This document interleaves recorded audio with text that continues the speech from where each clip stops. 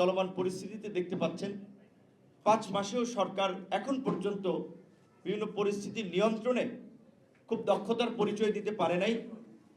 অনেক ধরনের আন্দোলন হচ্ছে, এইগুলো যদি নিয়ন্ত্রণ করতে না পারে এখান থেকে আরও অস্থিরতা তৈরি হবে, সেক্ষেত্রে দেশে নতুন সংকট তৈরি হবে।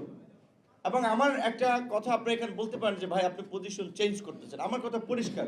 শুরুর দিকে আমরা সংস্কারের প্রশ্নে আপোষহীন ছিলাম, আনকন্ডিশনাল সময়ের প্রশ্নে আমরা একমত ছিলাম, কিন্তু গত 5 মাসের আমাদের অভিজ্ঞতা আমরা দেখেছি সরকার কার্যত রাষ্ট্র চালাতে পারছে না, নানান ধরনের বাধার সম্মুখীন হচ্ছে।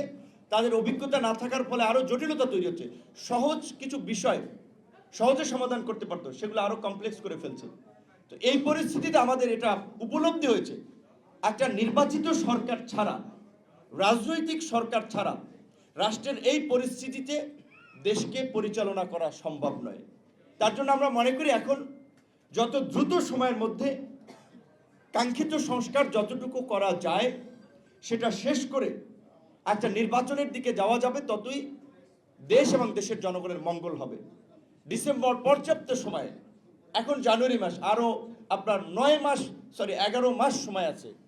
কাজে আমি মনে করি এই বছরের, যেটা আমাদের প্রধান উপদেষ্টা মহোদয় বলেছিলেন, ডিসেম্বর সম্ভব নির্বাচন। এবং সংস্কার কতটুকু করবেন, সেই সংস্কারের বৈধতা কারা দেবে? রাজনৈতিক দল, নির্বাচিত পার্লামেন্ট। অবশ্যই আমরা এই সরকারের কাছে আমরা দাবি জানাই যে তারা ইনিশিয়েটিভগুলো নেক, কিন্তু আপনাদের মনে রাখতে হবে যেহেতু পার্লামেন্ট নাই, বৈধতাটা দিবে রাজনৈতিক দল।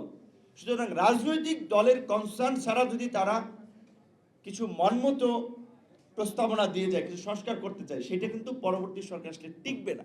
আমরা বারবার শুরু থেকে বলেছিলাম যে রাজনৈতিক ঐক্যমত বজায় রেখে রাজনৈতিক ঐক্যমতের ভিত্তিতে আপনারা সংস্কারগুলো করুন।